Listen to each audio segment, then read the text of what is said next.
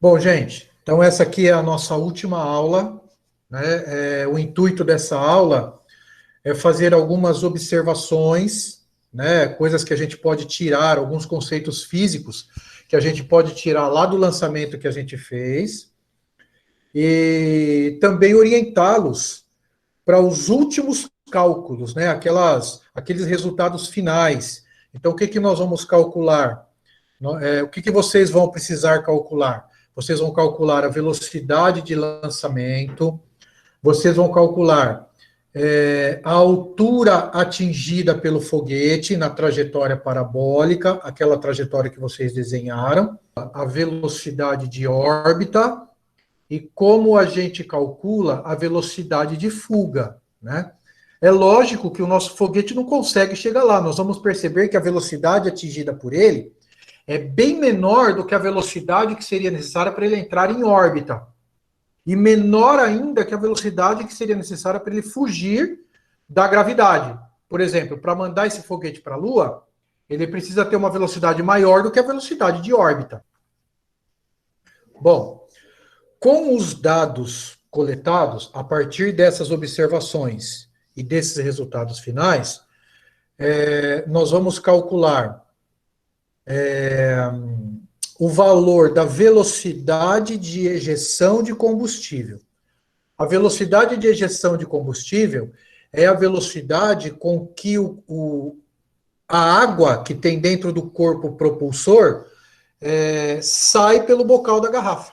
Né? Então, a água que sai dali, ela sai com uma certa velocidade.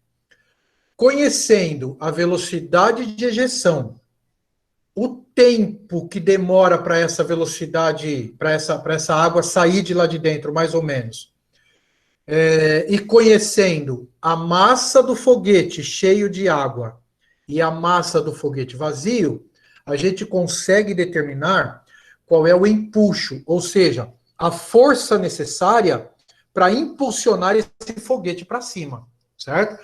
Esse empuxo, ele é uma força que acontece só no momento do lançamento, enquanto existe a ejeção de combustível. Quando o combustível acaba, deixa de existir o empuxo.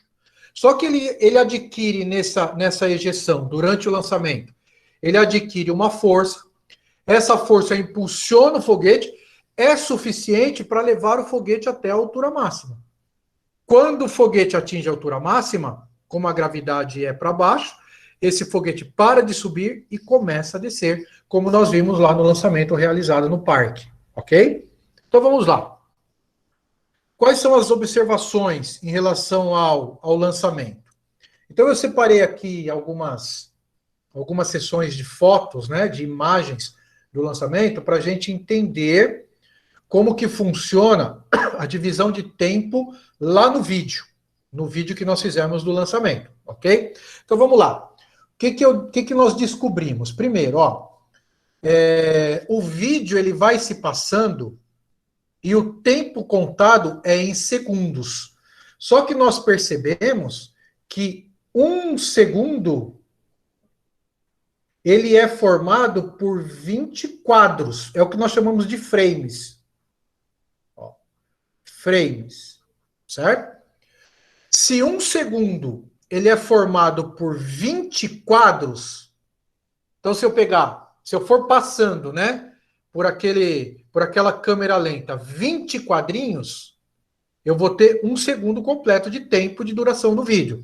Então, se eu quiser saber o tempo de um quadro, eu vou fazer o seguinte, eu vou pegar um segundo e dividir por 20 frames.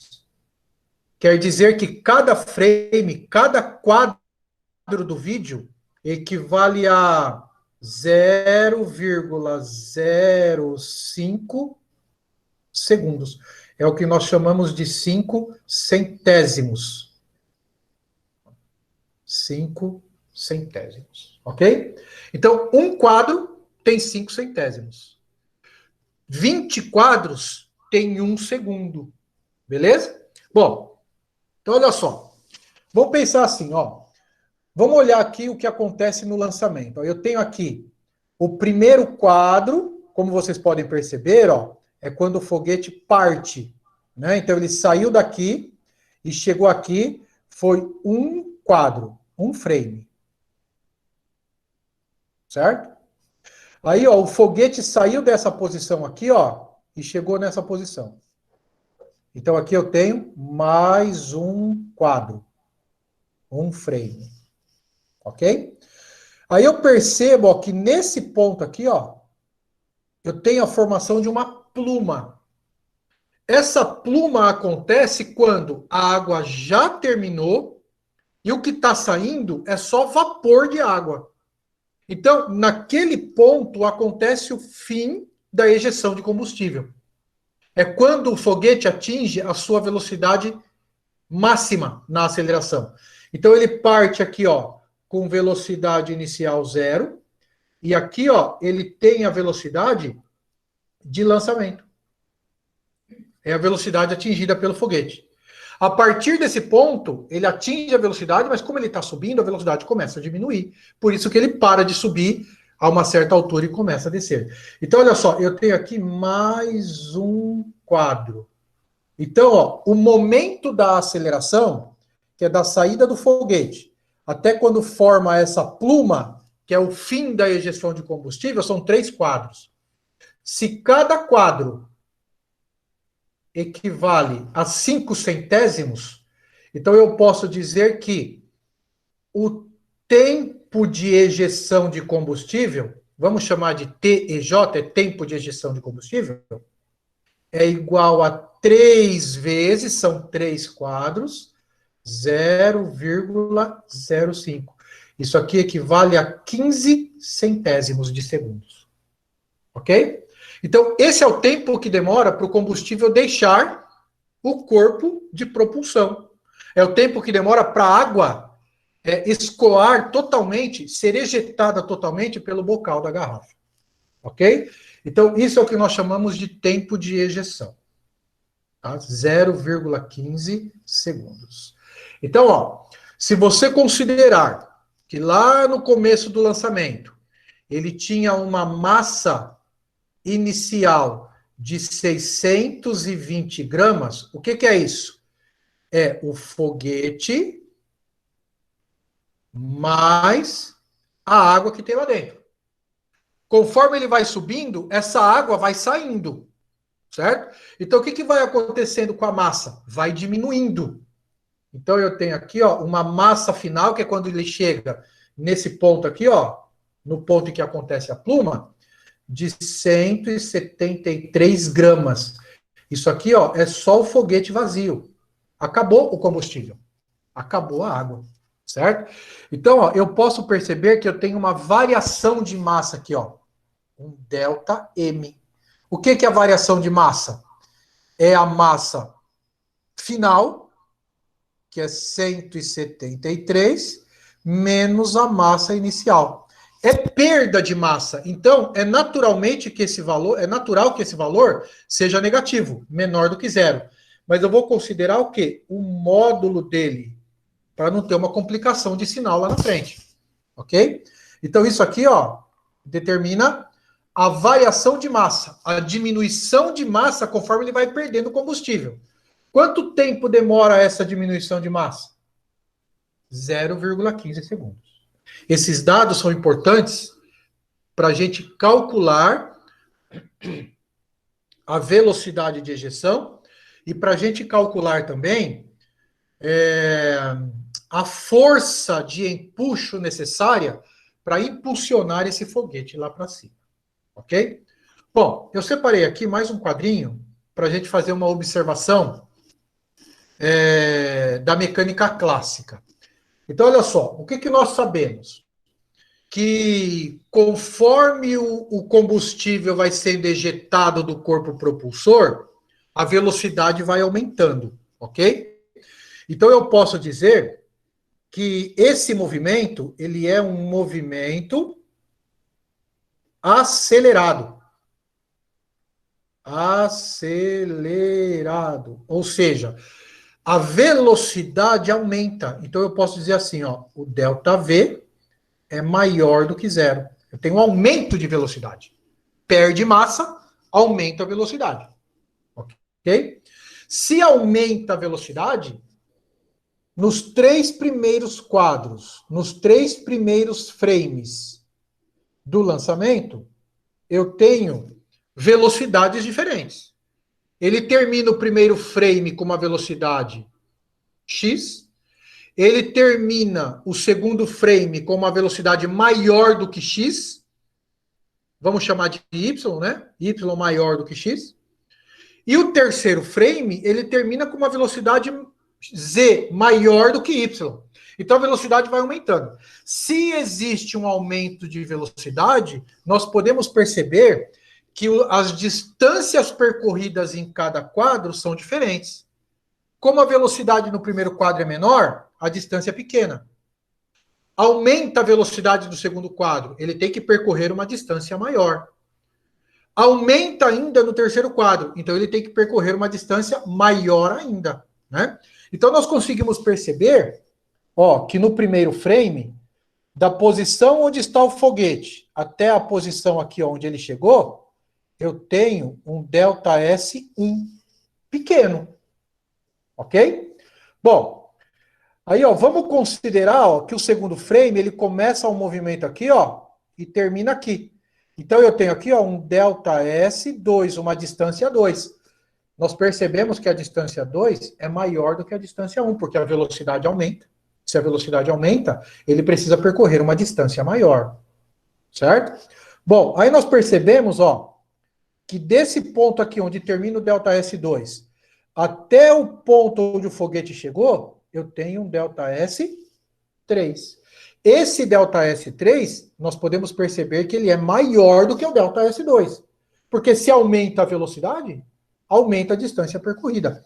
Então, ó, o que, que nós percebemos? Já que o movimento é acelerado, ó, a distância 3 é maior do que a distância 2, que é maior do que a distância 1.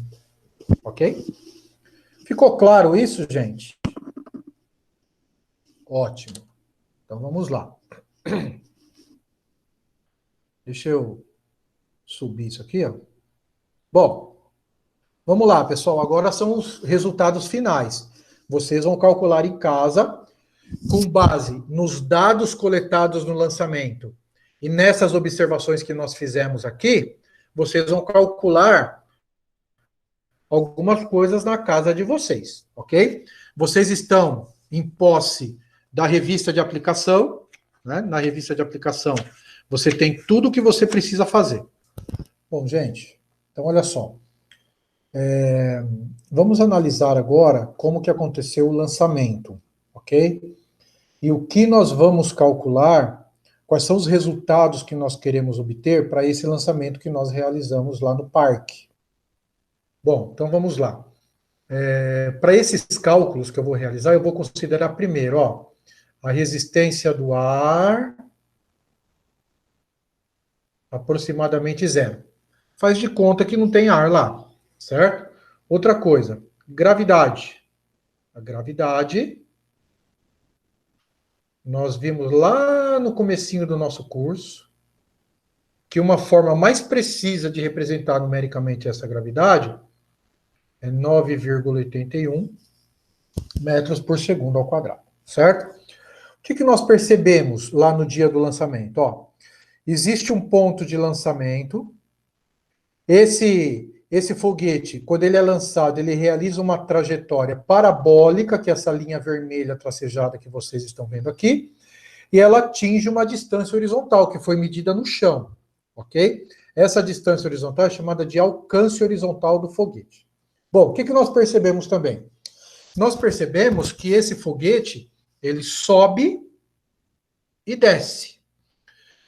E além de subir e descer, ele vai também para a direita, certo?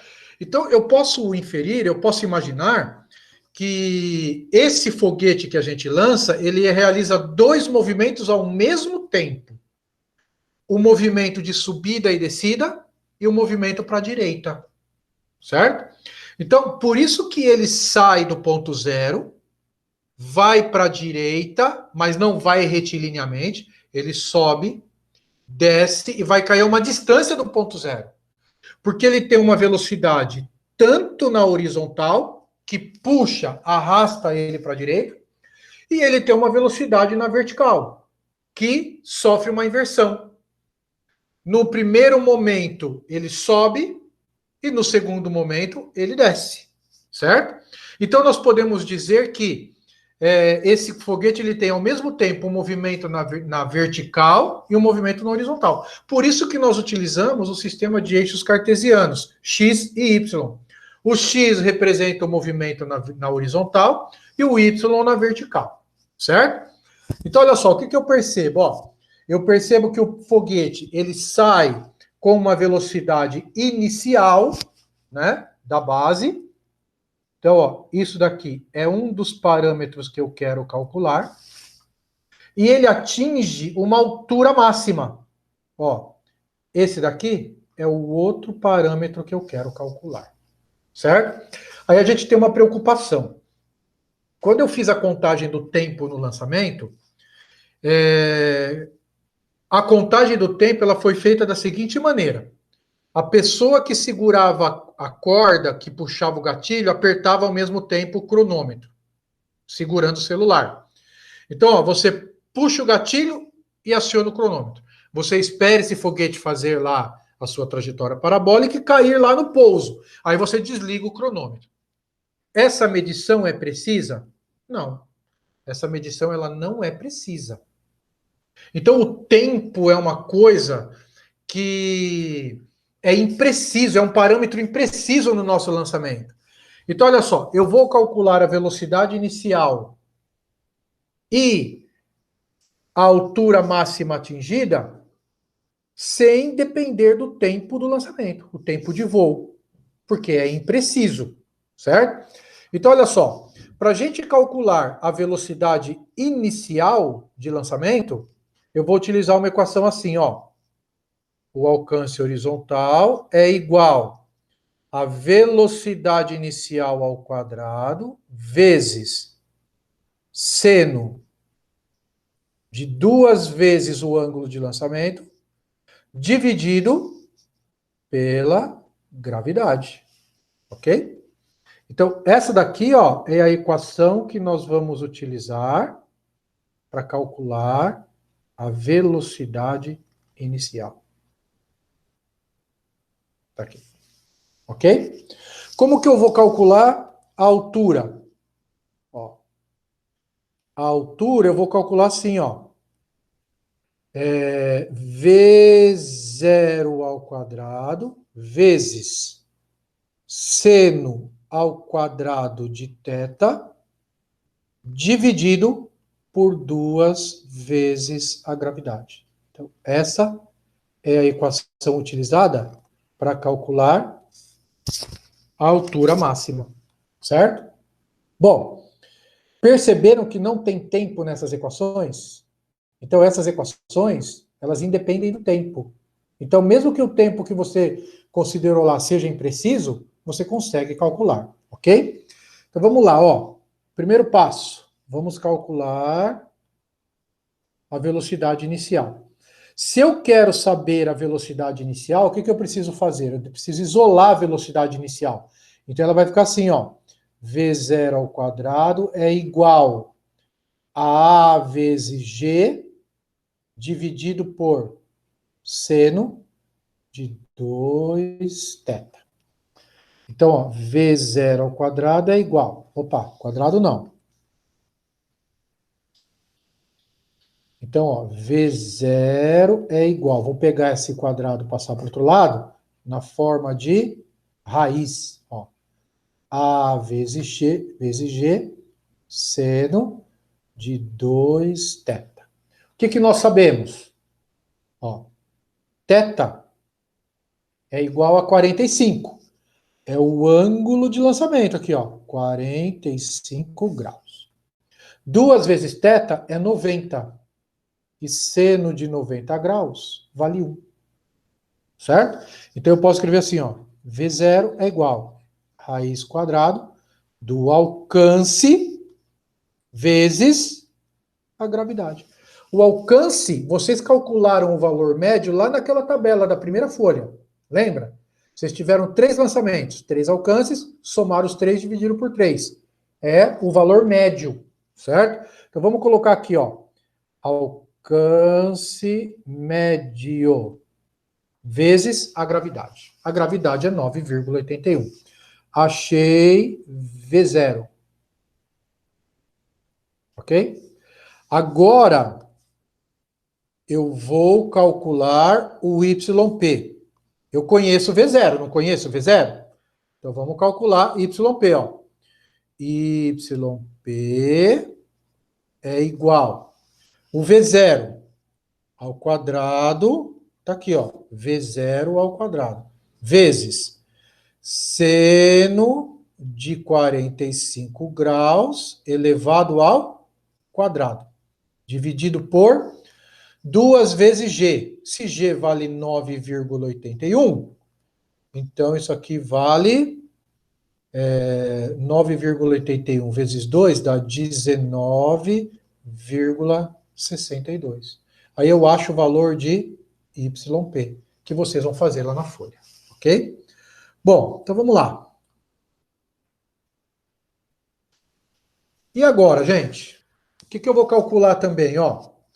Eu preciso calcular a velocidade de órbita para verificar se a nossa velocidade é compatível. Essa velocidade é possível colocar o corpo em órbita.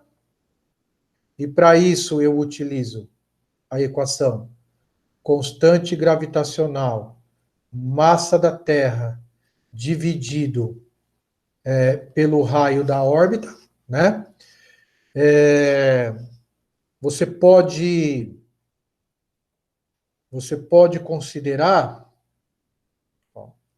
que a velocidade de órbita, na órbita mais baixa que tem, é aproximadamente 7,8 quilômetros por segundo, certo? Isso aqui, ó, é a 200 quilômetros da superfície terrestre. Então, o que você precisa fazer? Ó? Você precisa pesquisar o valor da constante gravitacional. Nós já falamos sobre isso lá no comecinho.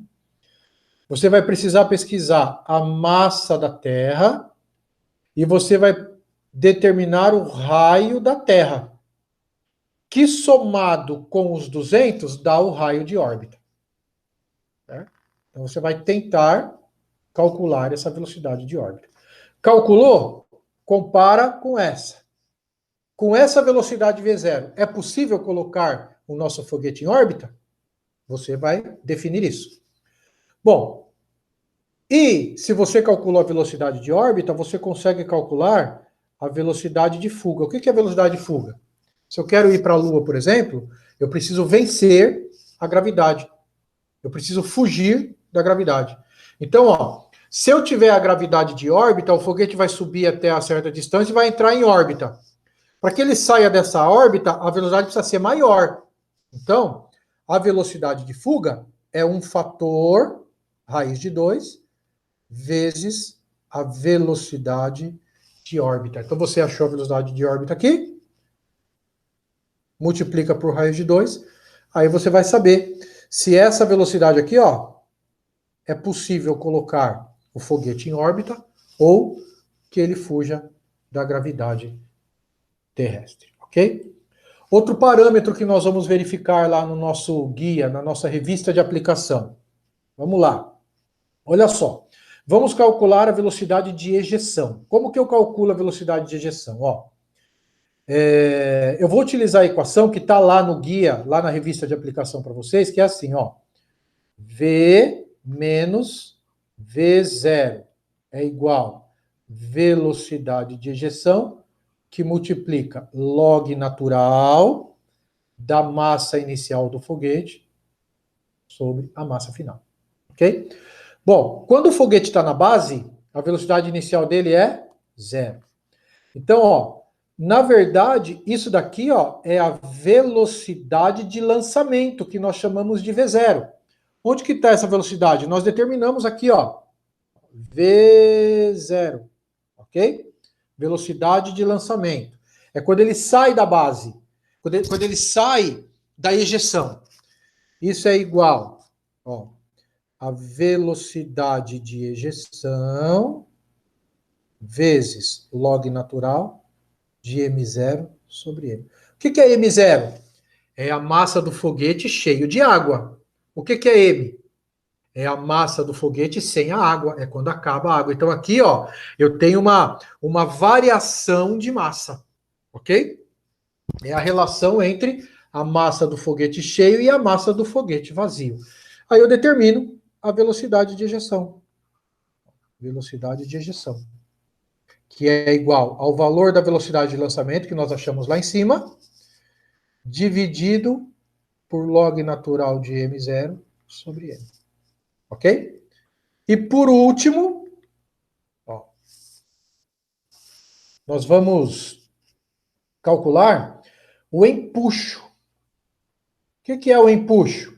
Ó, vamos desenhar o foguete aqui. Esse aqui é o nosso foguete, certo? A pressão de ar aqui dentro, ó, empurra, ó, o combustível para fora. O que o combustível faz? Empurra o foguete para cima, com uma força que nós vamos chamar de empuxo. É a força de reação, ok? Como que eu calculo esse empuxo? Também está lá na revista de aplicação que vocês receberam. Ó, T é igual a velocidade de ejeção vezes a taxa de variação de massa. A taxa de variação de massa é ΔM sobre ΔT, certo? Isso daqui, ó, é chamado de R. É a taxa de variação de massa. Quem descobriu isso aqui foi um chamado Konstantin Tsiolkovsky.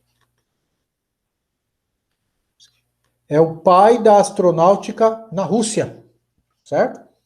Então, olha só, o que é o ΔM? É a diferença de massa. É a massa final menos a massa inicial, né?